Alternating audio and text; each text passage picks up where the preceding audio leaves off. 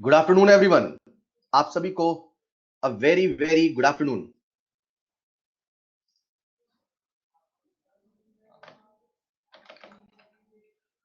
A very very good afternoon to everyone.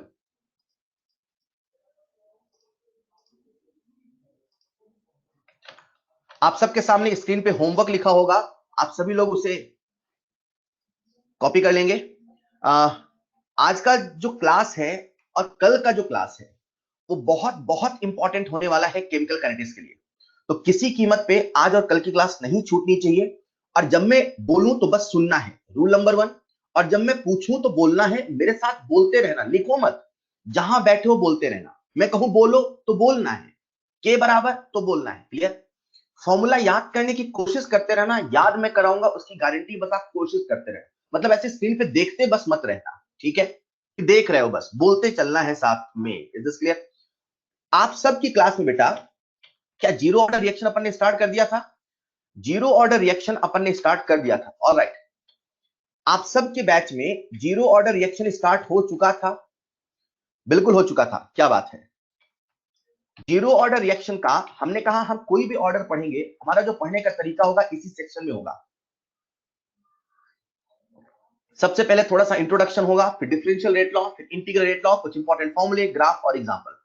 तो zero order reaction के बारे में मैंने आपको बताया। जीरो ऑर्डर रिएक्शन कहने के लिए इनका ऑर्डर जीरो होता है, लेकिन ये बहुत ही अनकॉमन रिएक्शंस में से होती हैं और बहुत स्पेशल कंडीशंस पे होती है। राइट? इसका जो डिफरेंशियल रेट लॉ है वो अपन ने लिख लिया था। ए नॉट का मतलब क्या है, एटी का मतलब क्या है, ये अपन ने लिख लिया था। और जो इंटीग्रल रेट लॉ है that is a not minus eighty बराबर केटी, ये भी लिख लिया था।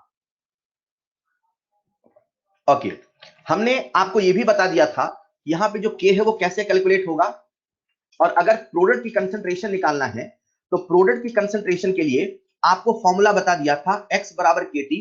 लेकिन ये फॉर्मूला तब तक अप्लाई होगा, ये फॉर्मूला तभी अप्लाई होगा जब प्रोडक्ट की स्टोइशियोमेट्री, जब प्रोडक्ट की स्टोइशियोमेट्री कितनी हो बच्चों? प्रोडक्ट की स्टोइशियोमेट्री कितनी हो? 1। अगर कभी reaction A gives NP type का है तो ये x नहीं ये nx बनेगा। आई होप आप समझ पाए। उस समय आपका जो आंसर होगा nx बराबर nkt होगा। बोलो हाँ या ना। मतलब ये जो फॉर्मूला आपने लिखा है ये इसीलिए या तब तक अप्लाई होगा जब प्रोडक्ट 1 स्टोइशियोमेट्री 1 होगा। राइट? चलिए शुरू करते हैं हमारी आज की क्लास। बच्चों, अब जो हम पढ़ने वाले हैं, तो मैंने जैसे आपको लास्ट क्लास में ए नॉट और एटी का मतलब बताया, वैसे आज मैं आपको एक टर्म और बताने वाला हूं, पहले वो सुनो। केमिकल काइनेटिक्स का मतलब होता है कितने समय में कितना, है ना? इसी सवाल की खोज में हम चले थे, कितने समय में कितना। तो अब समय आ चुका है हम शुरू करें कितने समय में कितना, एक एक ऑर्डर का करते चले। सबसे पहले बात चल रही जीरो ऑर्डर का। तो जब मैं आपसे पूछूंगा कितने समय में हाफ खत्म हो गया रिएक्टेंट, कितने समय में रिएक्टेंट हाफ खत्म हो गया, तो इतना शब्दों में नहीं लिख के उसी में शॉर्ट फॉर्म में लिखूंगा टी हाफ। जो भी ये टी के नीचे लिखा हो समझ जाना इतना खत्म हो गया, इतना कंप्लीट हो गया। जो टी के नीचे लिखा है, जैसे बोले टी हाफ मतलब हाफ खत्म हो गया, कौन? रिएक्टेंट।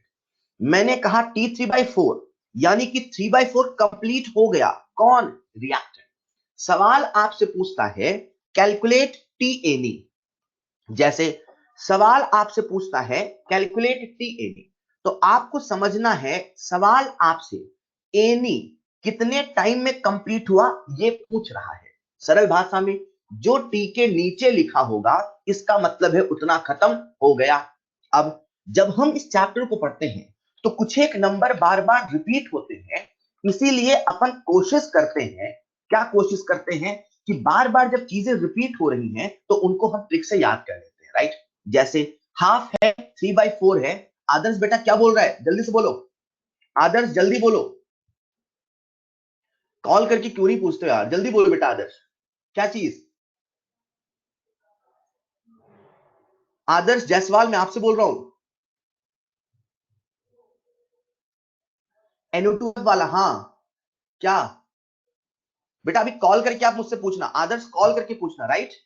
ऑलराइट, चलिए। तो जब कभी अपन इस चैप्टर को पढ़ते हैं, तब कभी अपन इस चैप्टर को पढ़ते हैं तो कुछ नंबर बार बार रिपीट होते हैं, उन नंबर्स को अपन याद कर ले तो सवाल जल्दी होते हैं। जैसे अगर आपसे बोलता है टी हाफ, तो सबसे पहली जो चीज आपको याद करनी वो ये टी हाफ का मतलब है कितने टाइम में हाफ खत्म हुआ, T3/4 का मतलब है कितने टाइम में 3/4 खत्म हुआ, T7/8 का मतलब है कितने टाइम में 7/8 खत्म हुआ, T15/16 का मतलब है कितने टाइम में 15/16 खत्म हुआ। बच्चों दिमाग में सेट कर लो, जो टी के नीचे लिखा है उसका मतलब उतना खत्म हुआ।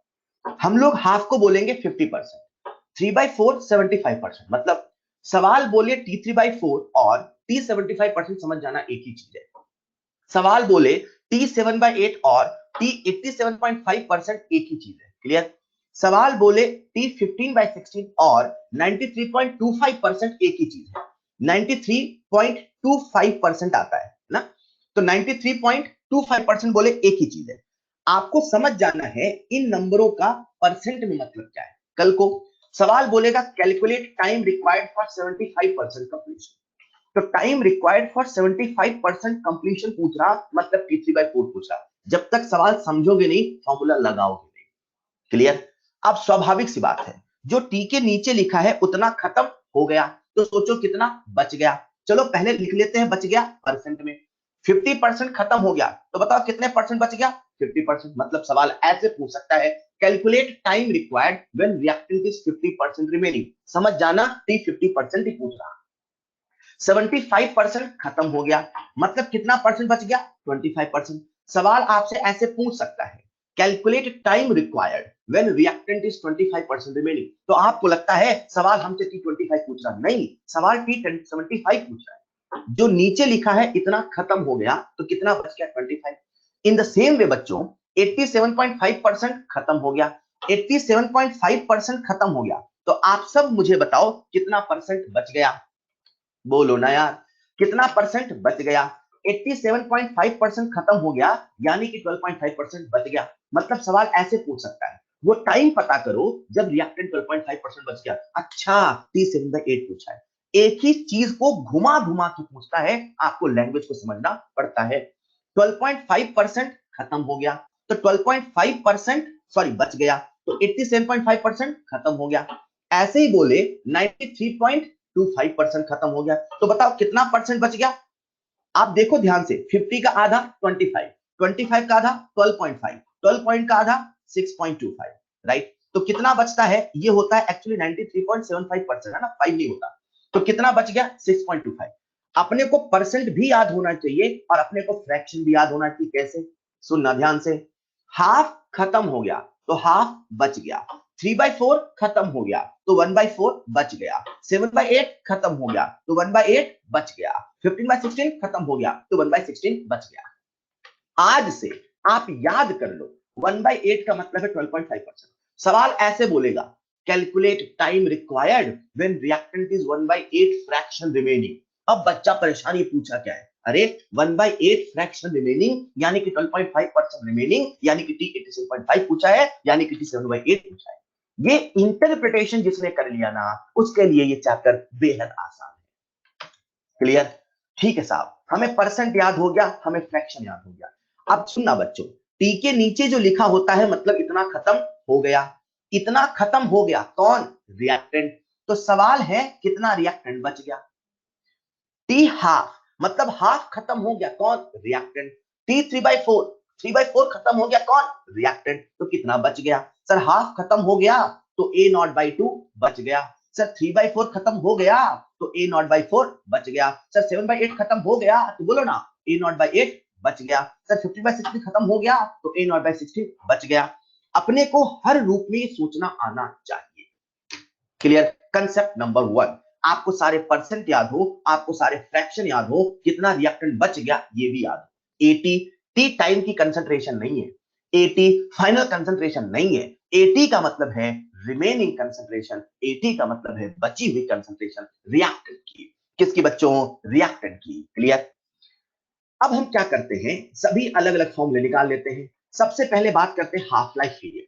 हाफ लाइफ का मतलब होता है टी हाफ। इसे हम लोग टी हाफ भी बोलते हैं, इसे हम लोग हाफ लाइफ पीरियड भी बोलते हैं, इसे हम लोग टी 50% भी बोलते हैं। तो कभी कभी सवाल ऐसे भी बोलता है 50% रिएक्टेंट रिमेनिंग। रिमेनिंग बोल रहा है पर समझ जाना अपने को फॉर्मूला कंप्लीशन वाला ही लगाना है। क्लियर?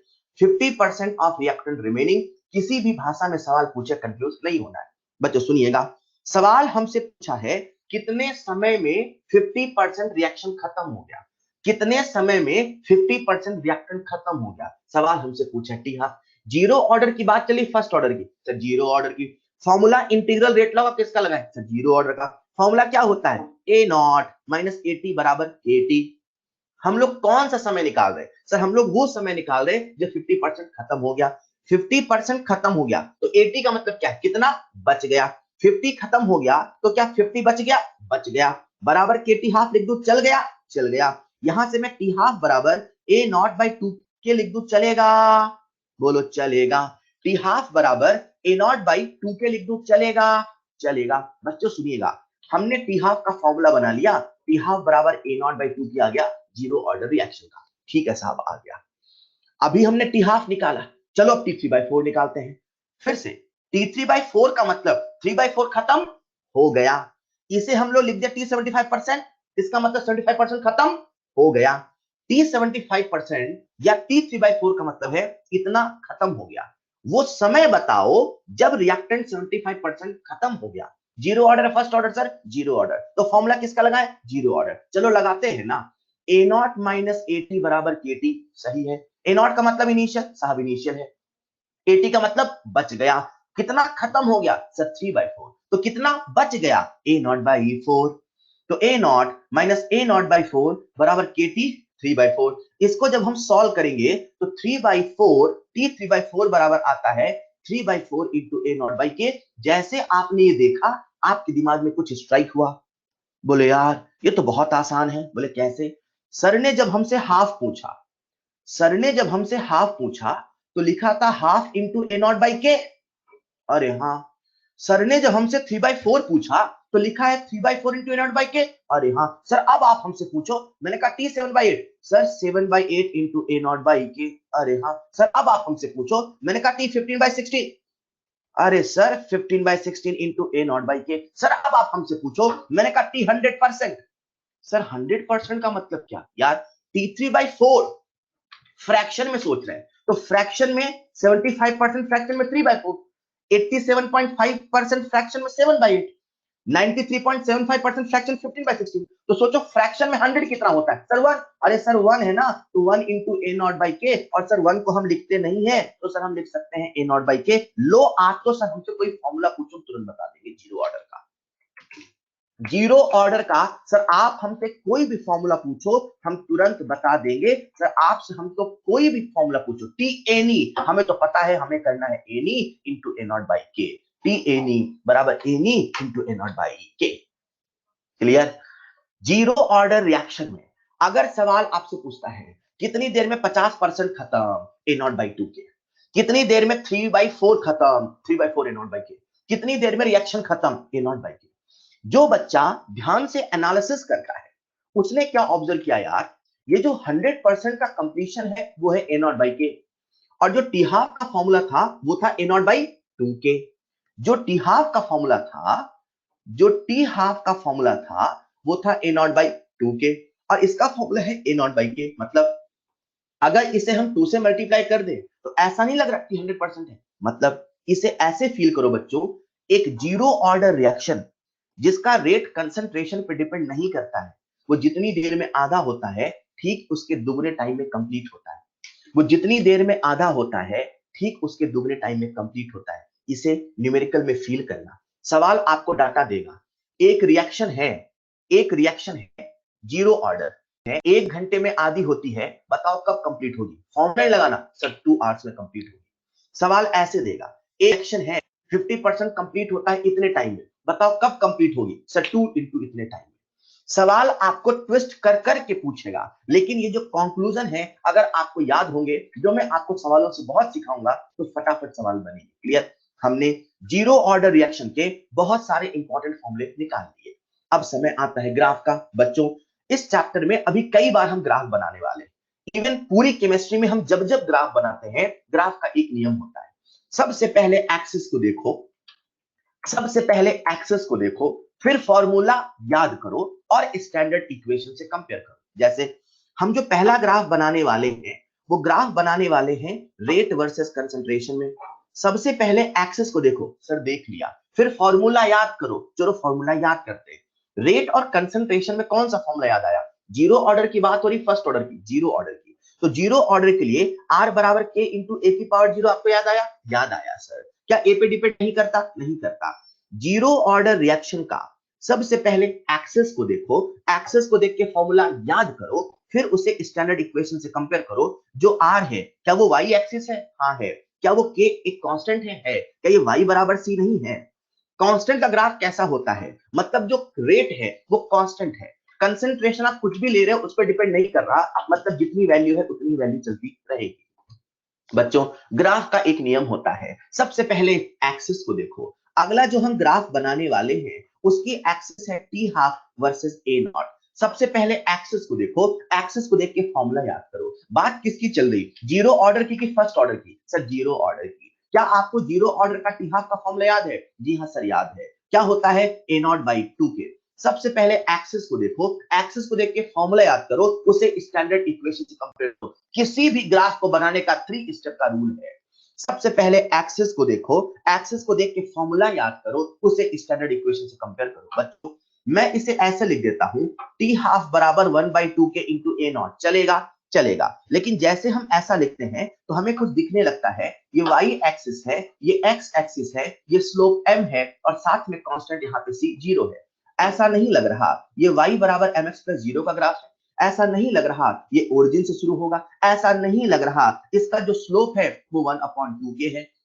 बच्चों, ग्राफ बनाना बहुत आसान होता है। सबसे पहले एक्सिस को देखो, एक्सिस को देख के फॉर्मूला याद करो और फिर उसे स्टैंडर्ड इक्वेशन से कंपेयर करो।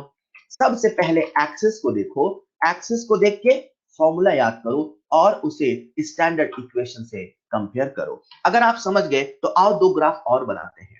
अगला ग्राफ हमें बनाना है एटी वर्सेस टी में। सबसे पहले एक्सिस को देखो। सर देख लिया। एक्सिस क्या है? सर एटी और टी की है। एक्सिस देखने के बाद फॉर्मूला याद करो। एटी और टी में जीरो ऑर्डर का कौन सा फॉर्मूला याद आता है? जीरो ऑर्डर में कौन सा फॉर्मूला याद आता है? सर हमें तो एक ही याद आता है, बड़ा माइनस छोटा बराबर के T, A not minus A T बराबर के टी।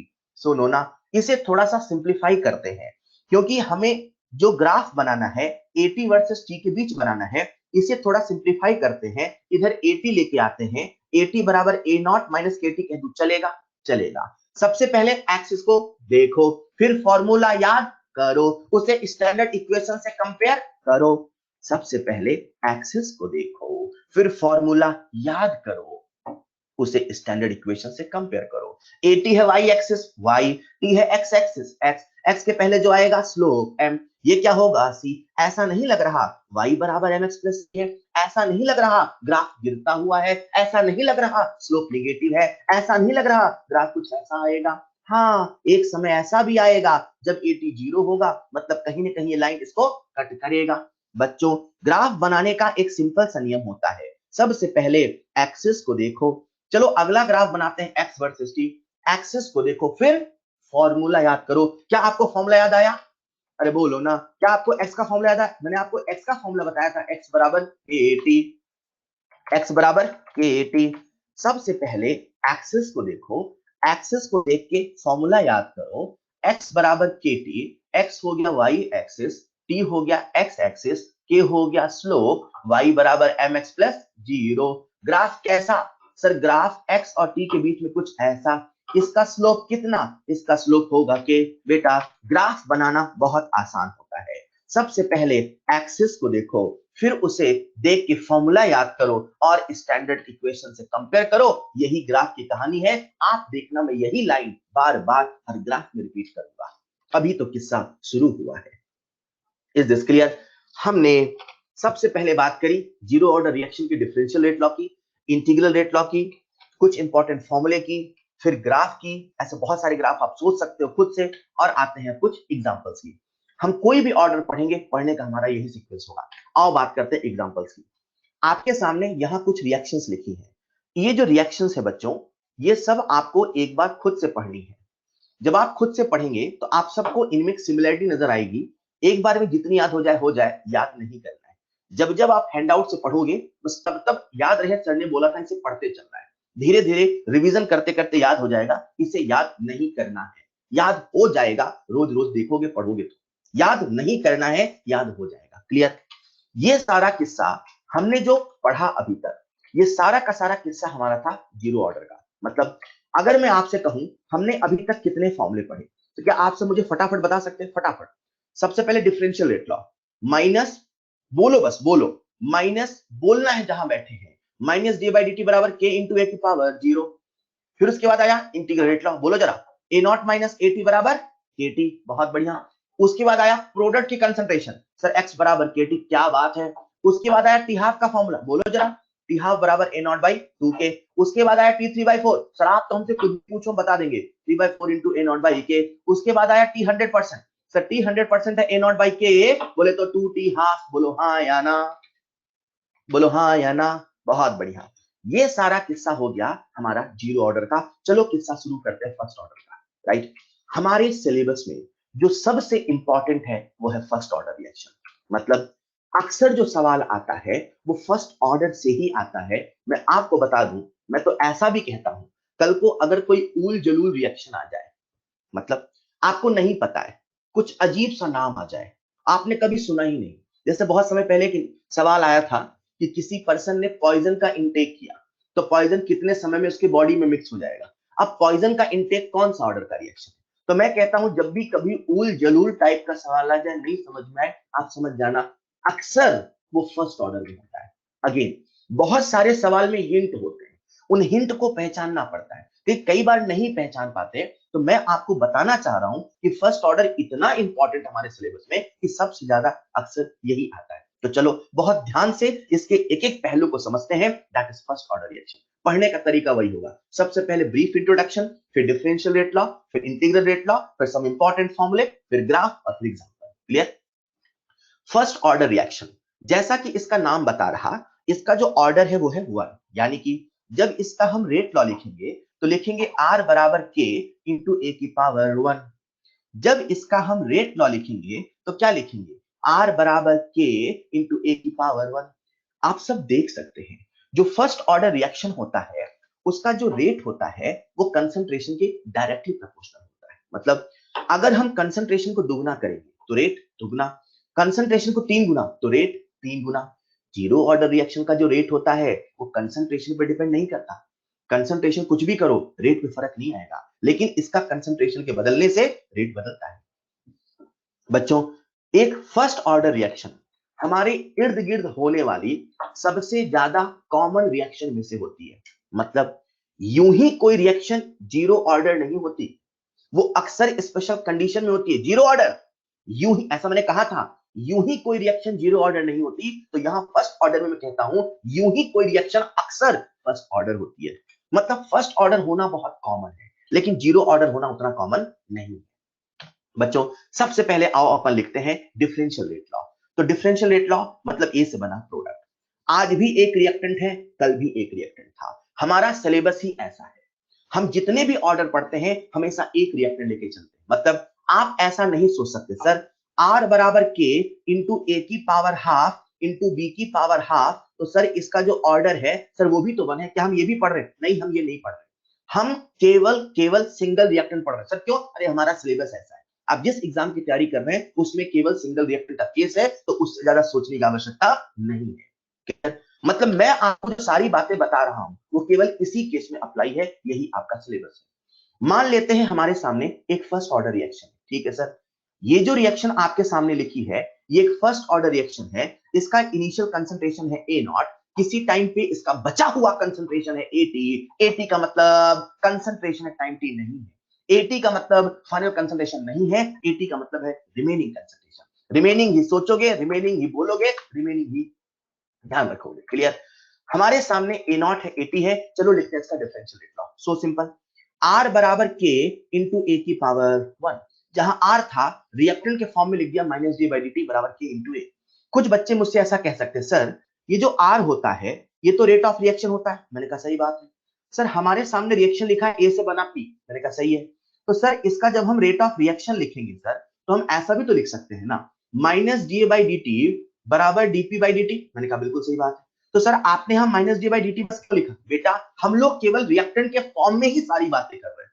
मतलब आपका जो सिलेबस है पहले उसको समझो। वो सिंगल रिएक्टेंट का है नंबर 1, जीरो ऑर्डर है उसमें भी सिंगल रिएक्टेंट, फर्स्ट ऑर्डर है उसमें भी सिंगल रिएक्टेंट, सेकंड ऑर्डर होगा उसमें भी सिंगल रिएक्टेंट। पहली बात। और दूसरी बात, हम सारे फॉर्मूले रिएक्टेंट के फॉर्म में डिफाइन कर रहे हैं। जीरो ऑर्डर था तब भी मैंने यही लिखा था, minus D by D T बराबर के इंटू ए की पावर जीरो। हमारा सिलेबस ही ऐसा है, हम प्रोडक्ट को लेके नहीं चल रहे हैं। और मैं सही बताऊं, अगर हम प्रोडक्ट की बात करेंगे ना तो सारे फॉर्मूले बदल भी जाएंगे। मतलब आपको पहले पता हो हम पढ़ क्या रहे हैं।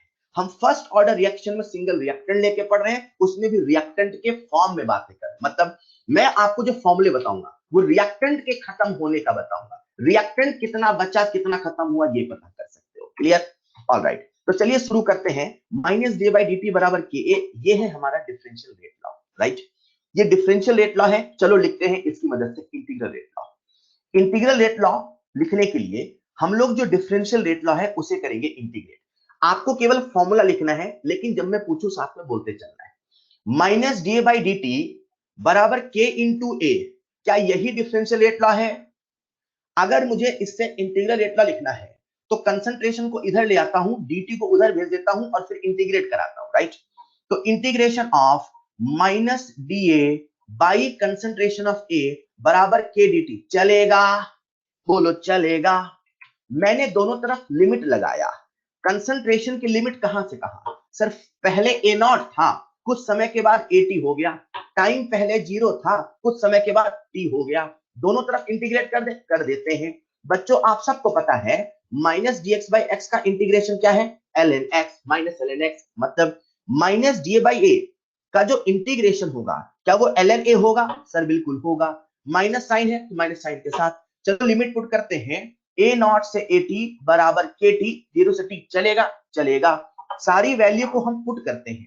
सारी वैल्यू को पुट करेंगे तो कोई सोच पाएगा क्या बनेगा? एक बार रखोगे ए टी माइनस साइन के साथ, एक बार रखोगे A not minus minus plus. मतलब लिख देता हूं मैं L N A not minus L N A T बराबर के टी चलेगा। L N A not minus L N A T बराबर के टी चलेगा। बहुत बढ़िया, इसे मैं लिख देता हूं के टी बराबर L N A not upon A T. बोलो चलेगा।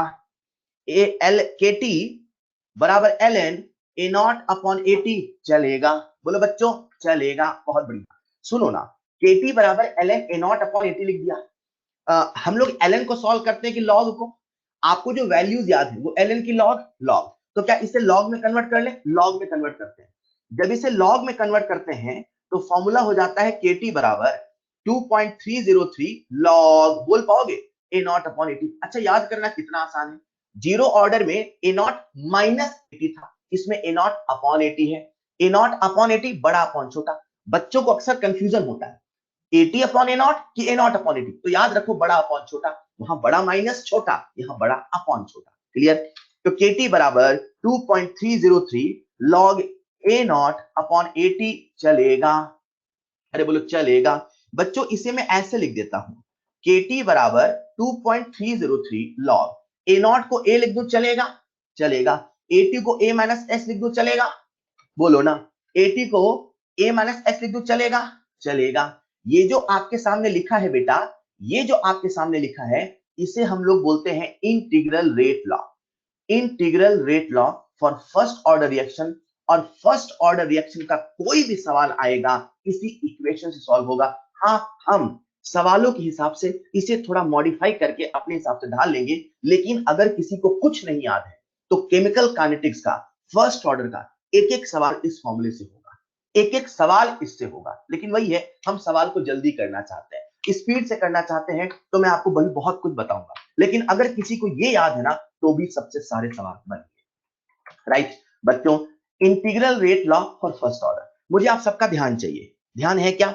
बच्चों सुनिएगा यार, अभी हमने जो एल वाला फॉर्मूला निकाला था, के टी बराबर एल एन, कैसा था बोलोगे?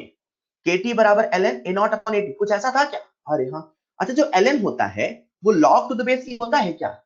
जो एल एन होता है वो log to the base E होता है क्या? ऑलराइट, मैं ऐसे लिख देता हूं, A not upon A T बराबर ई की power minus, sorry, A not upon A T बराबर ई की पावर के टी चलेगा?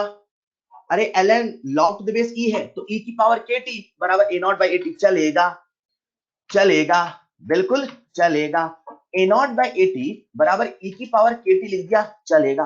बच्चों इसे थोड़ा सिंप्लीफाई कर लो, देखना, ई की पावर के टी को नीचे भेजा, ए टी को इधर भेजा, ए टी इधर गया, ई की पावर के टी नीचे आया, तो ई की पावर के टी जब ऊपर जाएगा तो माइनस के टी, तो इसे मैं लिख देता हूं ए टी बराबर ए नॉट इंटू ई की पावर माइनस के टी, बोलो चलेगा।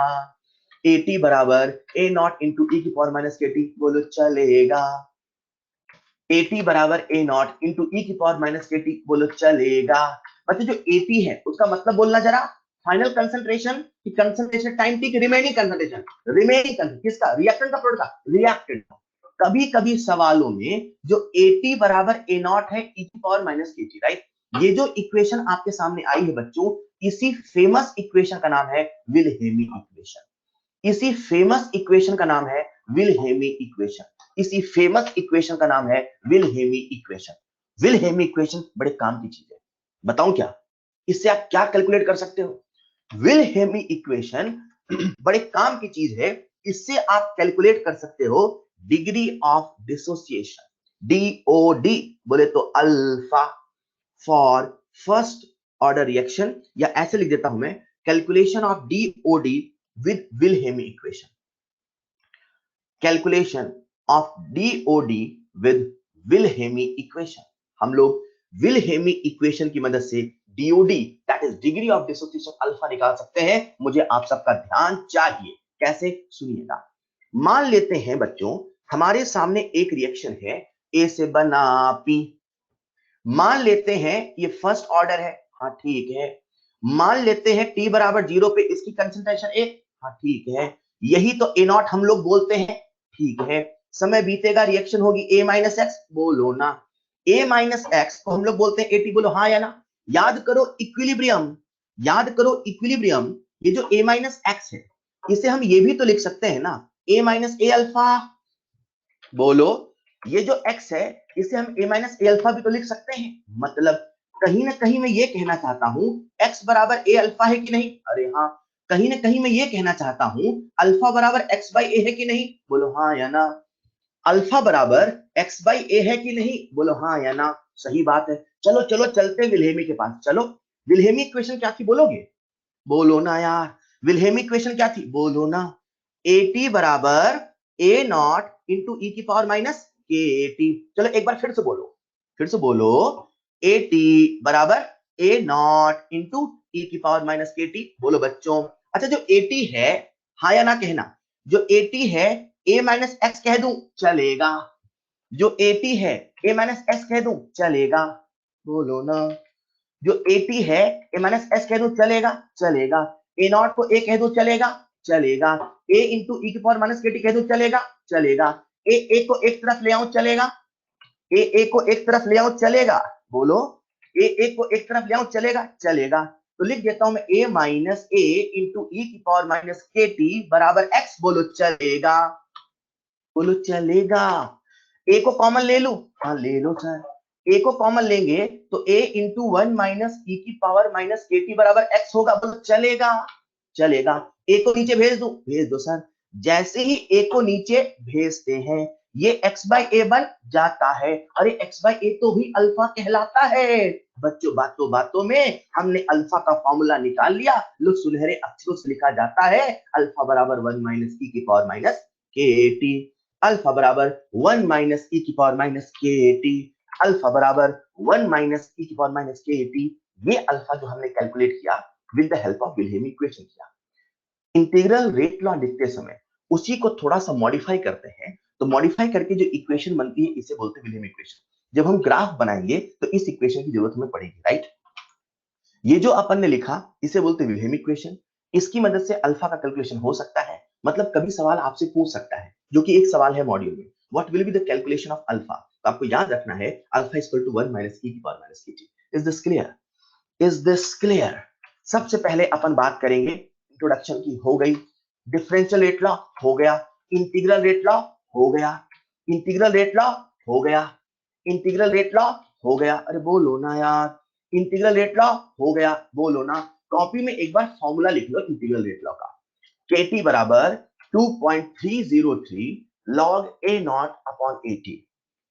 KT बराबर 2.303 log A not upon AT। बच्चों होता क्या है, जब आप ये फॉर्मूला लगाते हैं, कौन सा, KT बराबर 2.303 log A not upon AT, जब ये फॉर्मूला लगाते हैं ना, तो इसमें हमेशा इनिशियल कंसंट्रेशन पता होनी चाहिए। मतलब ये फॉर्मूला आप तभी लगा सकते हो जब आपको इनिशियल कंसंट्रेशन पता है। फर्स्ट ऑर्डर रिएक्शन का सवाल का एक टाइप होता है जिसमें हमें इनिशियल कंसंट्रेशन नहीं पता होती। मेरी आप बात याद रखना, अगर कभी किसी सवाल में फर्स्ट ऑर्डर में इनिशियल कंसंट्रेशन नहीं पता है, तो वहां आप लोग लगाओगे इंटरवल फॉर्मूला। क्या लगाओगे? Interval formula. मतलब ये जो आपने अभी फॉर्मूला याद किया, ये फॉर्मूला तभी लगाना है जब इनिशियल कंसंट्रेशन गिवन है। अगर इनिशियल कंसंट्रेशन गिवन नहीं है तो आप लोग वहां लगाएंगे इंटरवल फॉर्मूला। जो इंटरवल फॉर्मूला है उसे ऐसे याद करो, आपको तो याद है KT बराबर 2.303 log A not upon AT, याद है ना। इसी में थोड़ा सा मॉडिफिकेशन है। क्या? अगर हमें इनिशियल कंसंट्रेशन नहीं पता है तो वहां हमें लगाना है इंटरवल फॉर्मूला। और इंटरवल फॉर्मूला में थोड़ा सा चेंज है, जहां T है बच्चों वहां पे है T2 माइनस T1, जहां T है वहां पे है T2 माइनस T1, और जहां A नॉट बाई AT था वहां है AT1 अपॉन AT2। बताने की आवश्यकता नहीं। T1 का मतलब है फर्स्ट टाइम, T2 का मतलब है सेकेंड टाइम, AT1 का मतलब है remaining concentration of reactant after T1, A2 का मतलब है AT2 का मतलब है remaining concentration of reactant after T2। जब कभी सवाल में हमें इनिशियल कंसंट्रेशन नहीं गिवन होगी, right, when initial concentration are not given, then think about this formula. बस ये सोचना है। मैं इसका डेरिवेशन नहीं बताने वाला हूं। मैंने फर्स्ट ऑर्डर का इंटीग्रल रेट लॉ का डेरिवेशन बताया क्योंकि वो इंपॉर्टेंट है, वो काम आएगा। ये जो विल्हेमी इक्वेशन का फेल आता है उसके लिए मुझे पूरा डेरिवेशन बताना पड़ा, लेकिन अभी इसका मैं डेरिवेशन नहीं बता रहा हूं। बहुत सिंपल है, बस आपको फॉर्मूला याद रखो, KT2 माइनस T1 बराबर 2.303 log AT1 अपॉन AT। मतलब जो फॉर्मूला था उसी फॉर्मूले में थोड़ा सा चेंज है, यहाँ T2 माइनस T1 है और यहाँ AT1 अपॉन AT। सर ये कब लगाना है? जब सवाल में इनिशियल कंसंट्रेशन नहीं गिवन। क्लियर?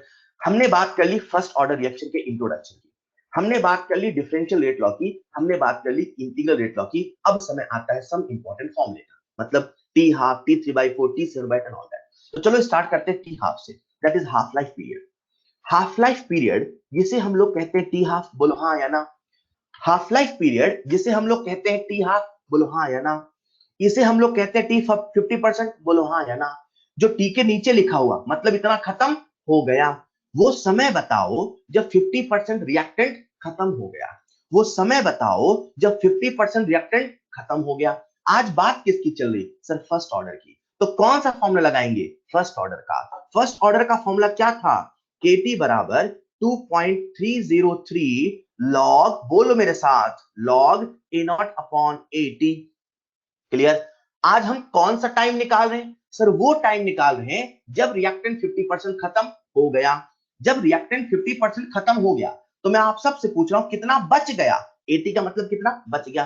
सर 50% खत्म हो गया मतलब 50% बच गया, मतलब A नॉट बाई 2 बच गया। अगर A नॉट लिया था तो A नॉट बाई 2 बच गया। वैल्यू को पुट करते हैं, मुझे आप सबका ध्यान चाहिए। वैल्यू को पुट कर रहे हैं बच्चों, तो KT half equal to 2.303 log, यहां लिखा मैंने A not upon A not by 2। चलेगा? चलेगा। A नॉट से नॉट कैंसिल होगा? कैंसिल होगा। जब कैंसिल होता है तो अपने सामने बचता है log 2। ठीक, आधे बच्चे जब मैं T हाफ लिख रहा था ना तो वहां फॉर्मूला लिख रहे थे 0.693 बता रहे, सर हमें याद है। हाँ मुझे पता आपको याद है, लेकिन फिर भी सुनो मैं क्या बताने वाला हूं, और क्योंकि आपको बस वही याद होता है जब मैं सवाल दूंगा तो नहीं बनेगा। Listen carefully. T हाफ बराबर 2.303 log 2 बाई के नीचे चला गया। ये T हाफ का फॉर्मूला है। आपको ये भी याद होना चाहिए, जब मैं log 2 की वैल्यू रखता हूं, जब मैं log 2 की वैल्यू रखता हूं दैट इज 0.3, तो ये कन्वर्ट हो जाता है 0.693 अपॉन के। आपको ये भी याद होना चाहिए, न्यूमेरिकल प्रॉब्लम्स जब हम करेंगे, ठीक है, न्यूमेरिकल प्रॉब्लम जब हम करेंगे तो इसे अप्रॉक्स लेके चलेंगे, जो मैं सवाल साथ बताते चलूंगा। आपको ये भी याद होना चाहिए, आपको ये भी याद होना चाहिए, अगर ये log नहीं लिखा होता, यहां ln लिखा होता, तो बच्चों T हाफ का फॉर्मूला है ln 2 बाई के। आपको ये भी याद होना चाहिए। आप यकीन नहीं करेंगे, बच्चों को फॉर्मूला केवल ये याद होता है, न जाने कितने सवाल में कभी ये आता है, कभी ये आता है, आप पहचान नहीं पाते टी हाफ लिखा है। तो आपको तीनों फॉर्मूले आज से याद होने चाहिए, राइट। टी हाफ बराबर 0.693, बहुत आसानी से याद हो जाता है। 2.303 log 2 by k या तो ln 2 by k, ये तीनों है टी हाफ। अब हम इस काबिल हैं फर्स्ट ऑर्डर रिएक्शन कितने समय में हाफ कंप्लीट होगी बता सकते हैं। बेटा एक बड़ा इंटरेस्टिंग यहाँ पे कंक्लूजन आता है, सब लोग सुनिएगा। जो फर्स्ट ऑर्डर रिएक्शन का रेट है, रेट ऑफ रिएक्शन, वो कंसंट्रेशन पे डिपेंड करता है। लेकिन जो फर्स्ट ऑर्डर रिएक्शन का हाफ लाइफ है, मतलब जो आधा होने का समय है, वो कंसंट्रेशन से इंडिपेंडेंट होता है, right. T half is independent of concentration. अगर आप ध्यान से देखें तो इसके फॉर्मूले में कहीं पे भी ए नॉट का एक्सप्रेशन नहीं आता, कहीं पे भी कंसंट्रेशन का एक्सप्रेशन नहीं आता। इसका मतलब क्या है? मतलब ये है, अगर कोई रिएक्शन फर्स्ट ऑर्डर है तो आप कितना भी अमाउंट लेके कराओ वो उतने समय में आधा होगा। इसका मतलब ये है, अगर आपने 1000 ग्राम लेके कराया लेट्स से, और वो 1 घंटे में आधी होती है लेट्स से, तो 1 घंटे में 500 ग्राम हो जाएगा। अगर आप 10 ग्राम लेके रिएक्शन कराओगे तो 1 घंटे में 5 ग्राम होगा। अगर आप 1 लाख ग्राम लेके रिएक्शन कराओगे तो वो बेटा 1 घंटे में ही आधा होगा। कितना भी अमाउंट ले लो, उसका जो टी हाफ है वो इक्वल रहेगा। आगे चल के ये न्यूमेरिकल का कितना शानदार ट्रिक बनने वाला है, आप बहुत डिफिकल्ट तरीके से सॉल्व करते हैं, लेकिन अगर आपको ये रूल याद होगा कि जो हाफ लाइफ है वो कंसंट्रेशन पे डिपेंड नहीं करती है। अगर आधा खत्म होने का समय x है, तो जब भी आधा खत्म होगा, जब भी फ्रैक्शन आधा होगा, तब समय x ही लगेगा। इवन फर्स्ट ऑर्डर रिएक्शन के लिए ऐसा हर फ्रैक्शन में होता है। अभी हमने फर्स्ट ऑर्डर की बात, अभी हमने हाफ लाइफ की बात करी, तो हाफ लाइफ का रूल आया। आगे चल के हम और भी T3/4 वगैरह बात करेंगे। क्लियर? अपन ने टी हाफ का फॉर्मूला निकाल लिया, आई होप आप सबको याद हो जाएगा। अपन ने टी हाफ का फॉर्मूला निकाल लिया, आई होप आप सबको याद हो जाएगा। चलो निकालते हैं T3/4। आप सब मुझे बोलेंगे T3/4 का मतलब कितना खत्म हो गया? 3/4। परसेंट में बोलो कितना खत्म हो गया? 75%। 75% कौन खत्म हो गया? रिएक्टेंट। तो कितना रिएक्टेंट बच गया? 25%। फ्रैक्शन में बोलो 1/4।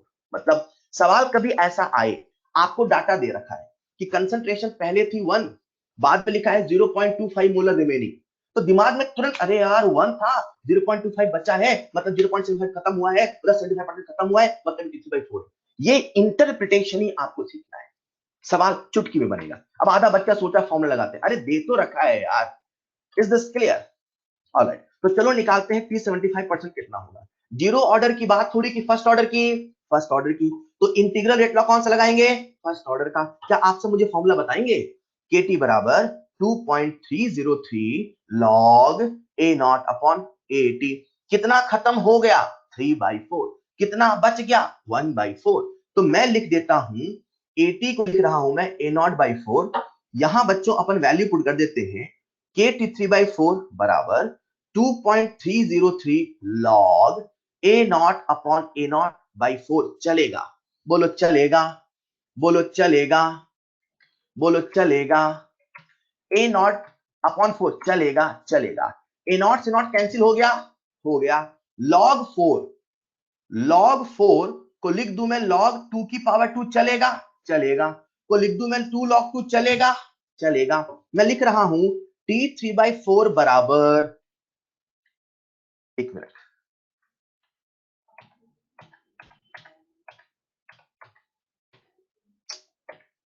मैं लिख रहा हूं T3/4 बराबर, T3/4 बराबर कैसे लिखूंगा? के नीचे जाएगा 2.303 log 2, और ये 2 बाहर लिख रहा हूं, ठीक, 2 बाहर लिख दिया, अपॉन के। इतने को पहचान कौन? 2.303 log 2 by k क्या है? पहचान पाए? 2.303 log 2 by k क्या है? पहचान पाए क्या? 2 पॉइंट, अरे अभी तो मैंने कहा 3 फॉर्मूले याद करना, तब भी आप अपनी आदत से बाज नहीं आए, आपको तो एक ही याद है, आप दूसरा याद ही नहीं करना चाह रहे। टी हाफ बराबर 0.693 के, ये भी टी हाफ है।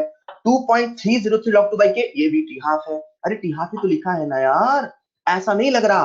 अपने सामने फॉर्मूला आ चुका है, T3/4 बराबर 2t हाफ, T3/4 बराबर 2t हाफ, T3/4 बराबर 2t हाफ। अब आपने इसे फील करना स्टार्ट किया, और फील जरूरी है। जब आप कहते हो T3/4 मतलब 75% खत्म होने में कितना समय लगा? अगर एक फर्स्ट ऑर्डर रिएक्शन है और अगर वो 2 घंटे में आधी होती है, लेट्स से 2 घंटे में आधी होती है, ये कहने का मतलब है कि जब वो 75% खत्म होगी तो वो 4 घंटे में खत्म होगी। इसे आप फील करो, T3/4 बराबर 2T हाफ, बस रटो मत, इसे फील करो। मतलब आधा होने का जितना समय है 75% खत्म होने का उसका दुगना समय है। क्लियर? अब यार सर आपने हमें T3/4 बताया ऐसा, सर T7/8 T15/16 सर वो कैसे करें, वो कैसे करें? बार बार ऐसे करें क्या, बार बार इतना डिराइव करना पड़ेगा क्या? अरे नहीं, थोड़ा दिमाग लगाओ ना। चलो एक बार फिर से हम T7/8 निकालते हैं, एक बार फिर से जल्दी बता देना। 7/8 मतलब कितना परसेंट? 87 पॉइंट, बोलो ना यार, 5%। खत्म हुआ कि बच गया? सर जो टी के नीचे लिखा है वो खत्म हो गया, जो टी के नीचे लिखा है वो खत्म हो गया, 87.5% खत्म हो गया। तो मुझे बताओ कितना बच गया? सर 12.5% बच गया। मतलब मैं आपसे सवाल पूछूं, टी 87.5% या 12.5% बचने में कितना समय लगा? बात बराबर है, बिल्कुल बराबर है सर। 12.5% रिमेनिंग या 1/8 रिमेनिंग, बिल्कुल इतना बच गया। चलो चलते हैं इंटीग्रल रेट लॉ के पास। बच्चों थोड़ा सा दिमाग लगाते हैं। मान लो 1/8 बचा, तो अभी जो मैं डेरिवेशन कर रहा था, यहां लिखा था a0/4, यहां आएगा a0/8, तो ऊपर बचेगा 8।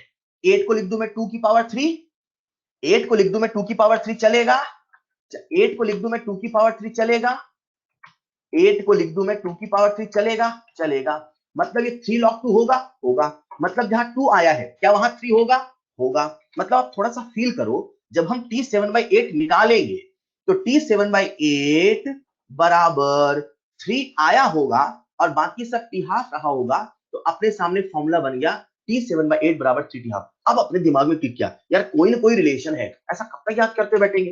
ध्यान से देखा अपन ने, 7/8 है तो 3 है, T/4 है तो 2 है। बच्चों ध्यान से देखना, ध्यान से देखना, मैं ऐसे लिख रहा हूं T4, 4 को लिख दो 2 की पावर 2 चलेगा, ध्यान से देखना, 4 को लिख दो 2 की पावर 2 चलेगा, 4 को लिख दो 2 की पावर 2 चलेगा, चलेगा। ऊपर लिखा है 3, तो 3 को लिख दू मैं 2 की पावर 2 -1 चलेगा, चलेगा। बहुत बढ़िया। चलो चलते हैं 7/8 में। 7/8 को लिख रहा हूं मैं, 2 की पावर 3 चलेगा, चलेगा। ऊपर लिखा है 7, तो 2 की पावर 3 -1 लिख दो, चलेगा, चलेगा। अब तो सोचो अपने पास कोई रिलेशन आ गया। सर आ गया, सर आ गया। सर यहाँ पावर था 2 तो आया है 2, सर यहाँ पावर है 3 तो आया है 3। सर 15/16 को लिखेंगे 2 की पावर 4, 2 की पावर 4 -1, यानी कि इसका जो फॉर्मूला होगा ना सर, T 15/16 बराबर 4T हाफ। अरे जो पावर है वही तो आ रहा है। सर आप अब हमसे पूछो, पूछो सर हम बताएंगे। हेलो, याद करने का तरीका हुआ, अगर हमसे सवाल पूछता है टी एनी और टी हाफ में क्या रिलेशन है, तो सबसे पहले अपने को लिखना आना चाहिए टी 2 की पावर m और 2 की पावर m-1, तो जो रिलेशन होगा वो होगा m टी हाफ। मतलब ये जो ट्रिक हम बना रहे हैं, मैं फिर से बता दूं, ये न्यूमेरिकल सॉल्व करने के लिए बना रहे हैं, राइट? ये न्यूमेरिकल सॉल्व करने के लिए। मैं बोलूं T3/4, नीचे का नंबर देखना है, डेनोमिनेटर क्या देखना है, बोलना प्लीज यार, आप लोग दिखते नहीं हो तो पता ही चलता बोल रहे नहीं बोल रहे हो। अपने को नीचे का नंबर देखना है, नीचे 4 2 की पावर 2 2T हाफ, नीचे 8 2 की पावर 3 3T हाफ, नीचे 16 2 की पावर 4 4T हाफ। क्लियर? अब हम इस काबिल हैं कि किसी भी टी का और टी हाफ में रिलेशन निकाल सकते हो। आप तो पूछो, अब मैं सवाल पूछूंगा, अभी याद तो करो, राइट? चलिए, तो अपन ने T3/4 निकाल लिया, T7/8 निकाल लिया, सब कुछ निकाल लिया। एक बड़ा इंपॉर्टेंट रिलेशन बचता है T99.9%। मैं सीधे इसका फॉर्मूला लिख देता हूं बच्चों। T 99.9% खत्म होने में जो समय लगता है वो लगता है 10T हाफ। इसे थोड़ा सा फील करना, मजा आ जाएगा यार। अभी मजा नहीं आएगा, अगला रिजल्ट बताता हूं, फिर देखना आपको मजा आएगा। ठीक है सर, T 99.9% 10T हाफ है, मतलब 99.9 खत्म होने में जितना टी हाफ लगता है उसका 10 गुना समय लगेगा। ठीक, चलो कैलकुलेट करते हैं T 100%। T 100% का मतलब है, आप सब मुझे बोलेंगे, जो नीचे लिखा मतलब उतना खत्म हो गया। T 100% का मतलब है रिएक्टेंट 100% खत्म हो गया। T 100% का मतलब है रिएक्टेंट 100% खत्म हो गया। रिएक्टेंट 100% खत्म हो गया तो कितना बचा? Sir zero. जीरो ऑर्डर की बात हो रही है, फर्स्ट ऑर्डर की? सर फर्स्ट ऑर्डर की। इंटीग्रल रेट लॉ किसका लगाएंगे? फर्स्ट ऑर्डर का। बोलो फॉर्मूला। सर KT बराबर 2.303 log A0/80। सर 80 को रखा zero, something upon zero infinite और log infinite, something upon zero infinite और log infinite, log infinite, log infinite, infinite. मतलब सुनना जो मैं बोलने वाला हूं, t 100% equal to infinite, t 100% equal to infinite, t 100% equal to infinite. अब मैं बोलने वाला हूं सबसे इंपॉर्टेंट पॉइंट, एक फर्स्ट ऑर्डर रिएक्शन कब खत्म होती है? इनफाइनाइट टाइम पे। एक फर्स्ट ऑर्डर रिएक्शन कब खत्म होती है? इनफाइनाइट टाइम पे। क्या कभी फर्स्ट ऑर्डर रिएक्शन खत्म होती है? कभी खत्म नहीं होती है। एक फर्स्ट ऑर्डर रिएक्शन कब खत्म होती है? इनफाइनाइट टाइम पे। क्या फर्स्ट ऑर्डर रिएक्शन कभी खत्म होती है? कभी खत्म नहीं होती है। नहीं समझ पाए? अगर सवाल पूछे कब खत्म होती है? इनफाइनाइट।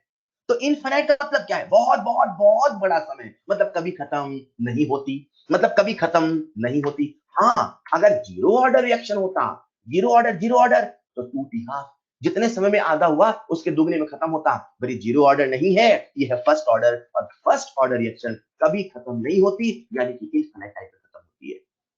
क्लियर बच्चों? हमने आपसे बात करी कि सबसे पहले डिफरेंशियल रेट लॉ क्या है, इंटीग्रल रेट लॉ क्या है, बहुत सारे टी हाफ, टी 3/4, ये सारे फॉर्मूले आए। ये जो सारे फॉर्मूले आए ना, आओ इनका एक कंक्लूजन बनाते हैं, जिससे आपको न्यूमेरिकल समझने में बहुत हेल्प मिलेगी। ठीक है, कंक्लूजन ऐसा है बेटा, मान लेते हैं अपने पास इनिशियल कंसंट्रेशन है 100, 100 का आधा 50, 50 का आधा 25, 25 का हाफ 12.5, 12.5 का हाफ 6.25। सुनना ध्यान से, 100 का आधा 50, ये आधा खत्म हुआ कि बच गया? यहां जो लिख रहे हैं ये रिमेनिंग लिख रहे हैं। क्या लिख रहे हैं? रिमेनिंग। 100 था, 50% खत्म हो गया, 50%, तो 50 मोलर बच गया।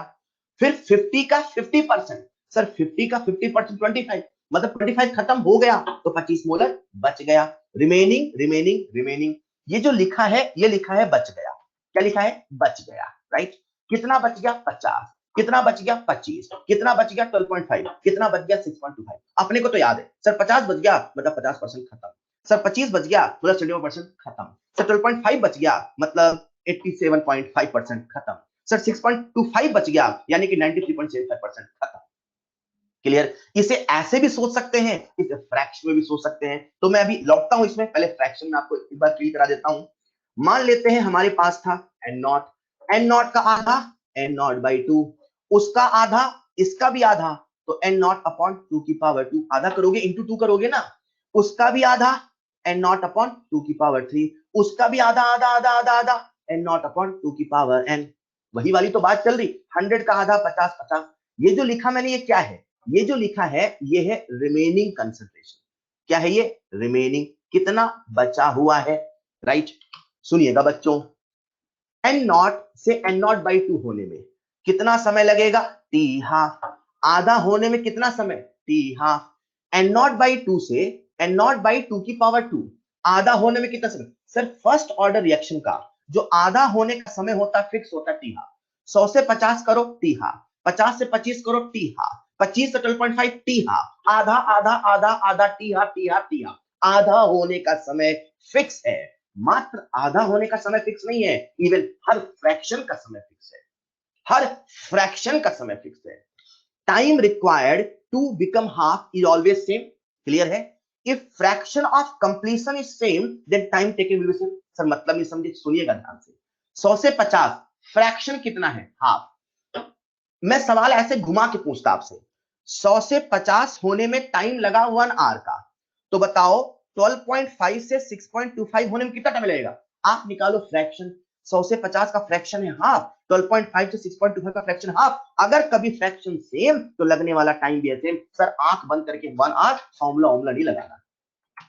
अगर कभी फ्रैक्शन ऑफ कंप्लीशन सेम है तो लगने वाला टाइम भी सेम है। इसका एक एडवांस रूप देखते हैं। राइट? एडवांस रूप ये है, सवाल आपको खूब घुमाया, सवाल घुमा रहा है और वैसे कह रहा है 1 मोलर से हो गया लेट्स से 0.6 मोलर, 1 मोलर से हो गया 0.6 मोलर और टाइम लगा टी। क्लियर? फिर सवाल कहता है 1 मोलर से 0.6 मोलर टी, फिर आगे कहता है 0.6 से हो गया 0.36 मोलर, बताओ टाइम कितना लगा? अब बच्चा सोच रहा फॉर्मूला लगाए, फॉर्मूला लगाने के पहले फ्रैक्शन देखो। अगर कभी फ्रैक्शन ऑफ कंप्लीशन सेम है, जितना फ्रैक्शन कंप्लीट हो रहा अगर वो कभी सेम है तो लगने वाला टाइम भी सेम होगा, तो लगने वाला टाइम भी सेम होगा। मतलब 1 से 0.6 का फ्रैक्शन निकालो, राइट? चाहे 0.6 अपॉन 1 करो, चाहे 1 अपॉन 0.6 करो, 0.6 से 0.6 का फ्रैक्शन निकालो, चाहे 0.36 अपॉन 0.6 करो, चाहे 0.6 अपॉन 0.36 करो। जो फ्रैक्शन आएगा अगर सेम आएगा तो लगने वाला टाइम भी सेम होगा। इसे आप ऐसे भी समझ सकते हैं, 100 से 25 आ जाओ, 100 से 25 तो 100 से 25, 25 खत्म हुआ कि बचा? बचा। कितना खत्म हुआ? 75%। 100 से 25 75%, तो 50 से 12.5 भी तो 75% है ना यार। 50 से 12.5 भी तो 75% है कि नहीं, आप मुझे बताओ। अरे बोलो ना। 100 से जो 25 है वही तो 50 से 12.5 है। सही बात। मतलब फ्रैक्शन कितना है? 3/4। परसेंट कितना है? 75%। कंसंट्रेशन क्या है? सोचना ही नहीं है। अगर कभी फ्रैक्शन ऑफ कंप्लीशन सेम है तो लगने वाला टाइम भी सेम होगा। यही फर्स्ट ऑर्डर रिएक्शन की जान है, यही फर्स्ट ऑर्डर रिएक्शन की जान है। अगर कभी फ्रैक्शन ऑफ कंप्लीशन सेम है तो लगने वाला टाइम भी सेम होगा। क्लियर? तो इसी चीज को अपन यहां एक बार फिर से देखते हैं। एन नॉट से बना एन नॉट बाई टू, कितना टाइम लगा? T half. N not by से एन नॉट बाई टू से एन नॉट बाई टू की पावर 4, कितना टाइम लगा? Sir T half. कितना टाइम लगा? T half. कितना टाइम लगा? T half, T half, T half. आधा होने में हमेशा समय लगेगा टी हाफ। मैं एक सवाल आपसे पूछने वाला हूं, ठीक? एन नॉट बाई टू कितने समय के बाद बचा? T half. N not by four कितने समय के बाद बचा? Sir T 3/4। N not by two की पावर 3 कितने समय के बाद बचा? आपको बोलना है। 2 की पावर 3 है तो क्या बोलोगे? 7/8। क्लियर? तो अगला सवाल मेरा आप सबसे है, एन नॉट अपॉन 2 की पावर n कितने समय के बाद बचा? एन नॉट अपॉन 2 की पावर n कितने समय के बाद बचा? लॉजिक लगाओ। 2 की पावर 3 7/8 कितने समय के बाद बचा? कितने समय के बाद बचा? अरे 2 की पावर n लिखा है बेटा, थोड़ा तो दिमाग लगाओ। सर 2 की पावर n माइनस 1 अपॉन 2 की पावर n। हेलो, 2 की पावर n माइनस 1 अपॉन 2 की पावर n। मतलब ये जो आपके सामने लिखा है ये वो कंसंट्रेशन है जो बचा है, राइट? आप ऐसा भी कह सकते हो या ऐसा भी कह सकते हो। कैसे? सुनिएगा। टी हाफ के बाद कितना बचा? n not by to. T 3/4 को मैं 2t हाफ कह दूं, चलेगा? चलेगा। टी 7/8 को 3t हाफ कह दूं, चलेगा? चलेगा। टी 2 की पावर n माइनस 1 अपॉन 2 की पावर n को nt हाफ कह दूं, चलेगा? एंटी हाफ कह दूं, चलेगा? बोलो चलेगा। एंटी हाफ कह दूं, चलेगा? चलेगा। मेरा सवाल सुनना। टी हाफ के बाद कितना बचा? N not by to. 3/4 के बाद कितना बचा? 2t हाफ के बाद कितना बचा? एन नॉट अपॉन 2 की पावर 2। ये जो नंबर है पावर तो लगाना है ना। 2t हाफ 2 की पावर 2, 3t हाफ 2 की पावर 3, एनटी हाफ 2 की पावर n। मतलब इसे एक फॉर्मूले की शक्ल दे देते हैं। Remaining amount of reactant after time t, तो AT बराबर A नॉट अपॉन 2 की पावर n। AT बराबर A नॉट अपॉन 2 की पावर n। अभी न्यूमेरिकल में और क्लियर होगा। चलिए लौटते हैं। सबसे पहले आपको मैंने डिफरेंशियल रेट लॉ बताया, फिर इंटीग्रल रेट लॉ बताया, फिर यहाँ पे एक बहुत बहुत इंपॉर्टेंट पॉइंट बताया। अगर कभी फ्रैक्शन ऑफ कंप्लीशन सेम है तो लगने वाला समय भी सेम है। इसी बात को घुमा घुमा के हमने अलग अलग केस में देखा और अपने सामने एक फॉर्मूला आ चुका। फॉर्मूला आपको नहीं याद करना, ये फॉर्मूला नहीं याद करना। याद हो जाता तो अच्छी बात है, नहीं याद करना। मैं तो जो कह रहा हूं याद करना, बस वो याद करना। क्लियर? अब समय आता है ग्राफ का। चलो बना लेते हैं ग्राफ। ग्राफ का एक ही नियम है, कोई बता पाएगा? सबसे पहले एक्सिस को देखो, एक्सिस को देख के फॉर्मूला याद करो, फिर उसे स्टैंडर्ड इक्वेशन से कंपेयर करो। हमने एक्सिस को देखा, rate versus concentration. Zero order की बात हो रही, फर्स्ट ऑर्डर की, फर्स्ट ऑर्डर की। तो बताओ फॉर्मूला क्या? सर आर बराबर के इंटू ए की पावर 1। हमारा जो ग्राफ बनेगा, क्या रेट उसमें वाई एक्सिस है? बिल्कुल सर। कंसंट्रेशन एक्स एक्सिस है? बिल्कुल सर। ये हो गया वाई एक्सिस, ये हो गया एक्स एक्सिस, ये हो गया स्लोप। वाई बराबर एमएस प्लस 0 है क्या? ग्राफ कुछ ऐसा बनेगा क्या? लो आपके सामने ग्राफ आ चुका है। हेलो, ग्राफ का तो एक नियम होता है, सबसे पहले एक्सिस को देखो, फिर फॉर्मूला याद करो, उसे स्टैंडर्ड इक्वेशन से कंपेयर करो। हमारी पूरी केमिस्ट्री में ग्राफ या तो स्ट्रेट लाइन होगा, ग्राफ या तो स्ट्रेट लाइन होगा या तो रेक्टेंगुलर हाइपरबोला होगा या तो एक्सपोनेंशियल होगा। बच्चों में लिख के देता हूं, इन तीनों के अलावा हमारी पूरी केमिस्ट्री में कोई ग्राफ ना होगा। मतलब कंपेयर 3 से तो करना है यार, इससे आसान जीवन में क्या है। चलो अगला ग्राफ बनाते हैं, टी हाफ वर्सेस ए। आप सब मेरे साथ बोलेंगे। सबसे पहले एक्सिस को देखो, फिर फॉर्मूला याद करो। ये जीरो ऑर्डर है, फर्स्ट ऑर्डर है? फर्स्ट ऑर्डर है। फर्स्ट ऑर्डर के टी हाफ का फॉर्मूला बोलो ना।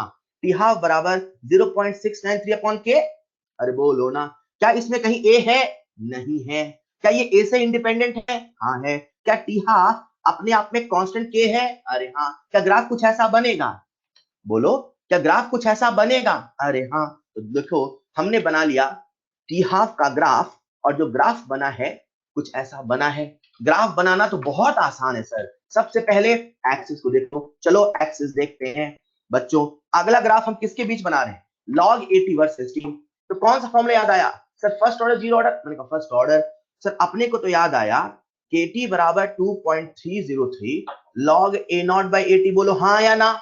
इसे थोड़ा सिंप्लीफाई कर लेते हैं, तो KT अपॉन 2.303 बराबर log A not minus log 80। बोलो चलेगा। Log A not minus log 80 चलेगा। इसे थोड़ा सिंप्लीफाई कर ले क्या? बोलते रहना। कैसे सिंप्लीफाई करें? लॉग 80 दिख रहा, इसे इधर ले आओ। तो लॉग 80 बराबर लॉग ए नॉट माइनस के अपॉन 2.303 इंटू टी। आप समझ गए मैंने टी को क्यों बचा लिया? ये एक्स एक्सिस है, ये वाई एक्सिस है। सबसे पहले एक्सिस को देखो, फॉर्मूला याद करो, स्टैंडर्ड इक्वेशन से कंपेयर करो। सबसे पहले एक्सिस को देखो, फिर फॉर्मूला याद करो, स्टैंडर्ड इक्वेशन से कंपेयर करो। हर ग्राफ आपसे बनेगा। आपकी पूरी केमिस्ट्री में जो ग्राफ होता है, या तो स्ट्रेट लाइन होता है, या तो रेक्टेंगुलर हाइपरबोला होता है। बहुत बहुत हो गया तो एक्सपोनेंशियल होता है। पैराबोला वगैरह तो कभी नहीं होता। 3 ग्राफ के अलावा कोई चौथा ग्राफ नहीं है यार। बच्चों, आखिरी ग्राफ में आपसे डिस्कस करने वाला हूं। आखिरी ग्राफ में आपसे डिस्कस करने वाला हूं, that is eighty versus T. मुझे पक्का यकीन है आप सब इसका फॉर्मूला नहीं जानते, इसीलिए पूछ रहा हूं। सबसे पहले एक्सिस को देखो, सर देख लिया। एटी वर्सेस टी, सर देख लिया। एक्सिस को देख के फॉर्मूला याद करो। यार एटी का कौन सा फॉर्मूला है? याद करो याद करो याद करो, विल्हेमी इक्वेशन। एटी बराबर ए नॉट इंटू ई की power minus k T. Eighty बराबर, बहुत बढ़िया शक्तिजीत। सबसे पहले एक्सिस को देखो, एक्सिस को देख के फॉर्मूला याद करो, उसे स्टैंडर्ड इक्वेशन से कंपेयर करो। खेल खत्म हो गया। ये है वाई एक्सिस, ये है, अरे कौन है? ये है एक्स एक्सिस, ये है अपना कांस्टेंट। ऐसा नहीं लग रहा ये? अरे भैया mx कहां से है यार? टी तो ये लिखा हुआ है। ये लिखा हुआ है y बराबर c इंटू ई की पावर माइनस एक्स। ग्राफ कैसा बनेगा? अरे एक्सपोनेंशियल निगेटिव ग्राफ कुछ ऐसा बनेगा क्या? घटता हुआ। एक मिनट, इसका ग्राफ नहीं तो सक्सेस बना लेते हैं। इसका जो ग्राफ बनेगा एक्सपोनेंशियल ई की पावर माइनस एक्स है। तो 80 वर्सेस टी का जो ग्राफ बनेगा बच्चों, कुछ इस प्रकार से गिरता हुआ ग्राफ, एक्सपोनेंशियली, राइट? बिल्कुल, इसको टच करते हुए, क्योंकि 80 कभी जीरो नहीं होगा। फर्स्ट ऑर्डर रिएक्शन का जो 80 होता है वो जीरो नहीं होता है। अभी टाइम हो चुका है, तो हमने ग्राफ देखा। ग्राफ का तो अपना सिंपल सा नियम है।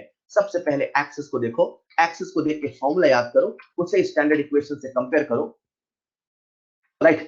तो आज इतना ही करते हैं। इसके बाद मुझे 2-3 स्पेशल केस बताने हैं, और फिर शुरू होगा न थमने वाला सवालों का सिलसिला, जो नेक्स्ट क्लास में चलेगा। दैट्स ऑल फॉर टुडे बच्चों, मिलते हैं नेक्स्ट क्लास में। Thank you so much. Hand out मैं आपको लिंक पर ही दे दूंगा।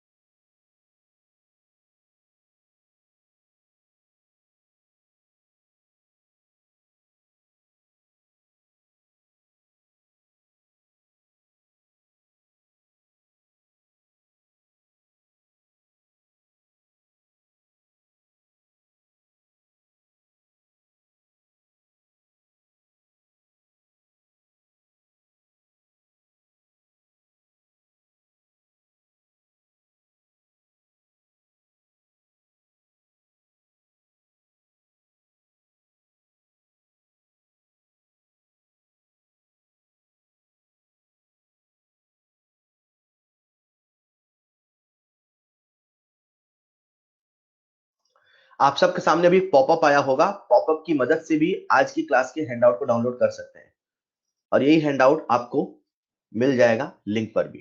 राइट बच्चों, मैं इसे क्लोज कर रहा हूं। That's all for today. जो आपको होमवर्क दिया उसे जरूर करिएगा। Thank you so much.